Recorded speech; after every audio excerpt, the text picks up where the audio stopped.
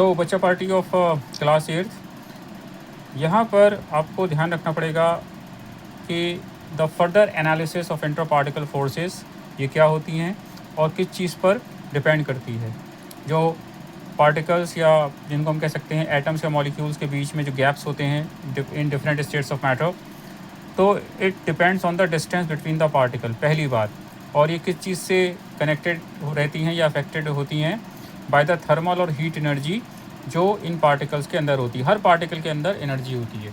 दुनिया में एनर्जी का कंसेप्ट है कि energy can neither be created nor destroyed, तो इसको बोलते हैं द कंसेप्ट ऑफ एनर्जी। यहाँ पर थर्मल या हीट एनर्जी होती है इन पार्टिकल्स के अंदर, और ये डिपेंड करता है कि कौन से स्टेट ऑफ मैटर की बात करते हैं। ये क्यों होती है? क्योंकि इनका मोशन, जो ये हल्का सा, जैसे in solids they can not leave their place, they just vibrate at their place, अपनी जगह पर ये वाइब्रेट करते रहते हैं।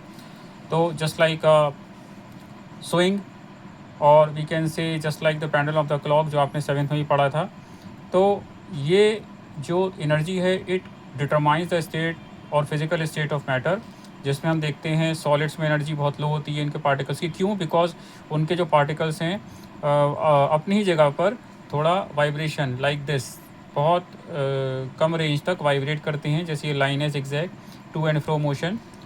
जब हम किसी सॉलिड को गर्म करते हैं तो जो मेल्टिंग पॉइंट आते आते जब मेल्टिंग पॉइंट पे वो पहुंचता है सॉलिड, तो हीट एनर्जी इतनी ज़्यादा हो जाती है कि इट विल ओवरकम, यानी कि ये जो फोर्स ऑफ अट्रैक्शन इसको ख़त्म कर देती है, and then a solid at its melting point will convert into a liquid.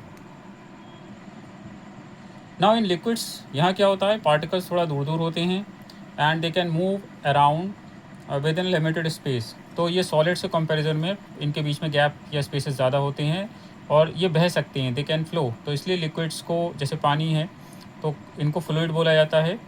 Gases में और भी ज़्यादा शैतान बच्चे, बहुत ज़्यादा नॉटी किड्स इधर से उधर भागते रहते हैं, चाहे हम in case of the molecules of a gas, तो दे possess very high thermal energy, they can also flow. तो लिक्विड्स एंड गैसेस को कलेक्टिवली फ्लूइड्स बोला जाता है।